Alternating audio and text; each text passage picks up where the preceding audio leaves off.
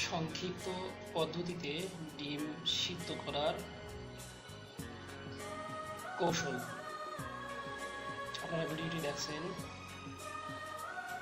আমি রাইস কুকারে ভাত হওয়ার শেষ প্রান্তে একটি বাটির উপরে ডিম ভেঙে দিয়েছি। তারপর আমরা এটাকে তেলে ভাজতে পারবো, অথবা এভাবে আমরা খেতে পারবো। যদি আমরা সময়কে সেভ করতে চাই, অর্থাৎ অল্প সময়ের মধ্যে ডিম সিদ্ধ করতে চাই, তাহলে আপনারা এ ধরনের পদ্ধতি অবলম্বন করতে পারেন।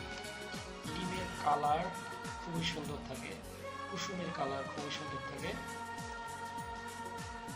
আপনারা এই শর্ট ভিডিওটি দেখার পর বাসায় ট্রাই করবেন। একটি ডিম সিদ্ধ করতে সময় লাগে 5 মিনিট বা 4 মিনিট। এখানে 1 থেকে 1.5 মিনিটের মধ্যেই ডিমটা আপনারা পরিপূর্ণভাবে সিদ্ধ আকারে পাবেন। আমি এবারে রাইস কুকারটিকে ঢেকে দিচ্ছি।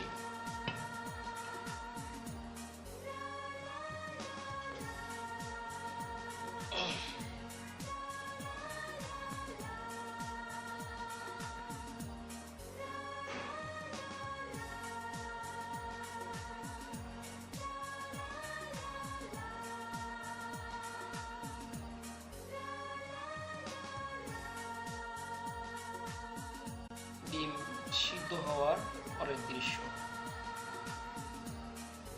Perfect colour. আমরা বাটি থেকে ওঠানোর পর ডিমটিকে তেলেও ভাজতে পারবো, অথবা সিদ্ধ ডিম আকারে এই অবস্থায় খেতে পারবো।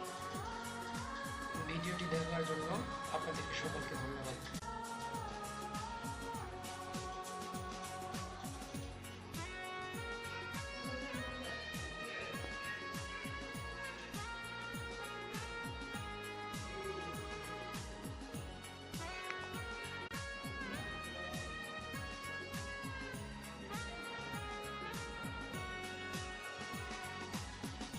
Thank you for watching the video.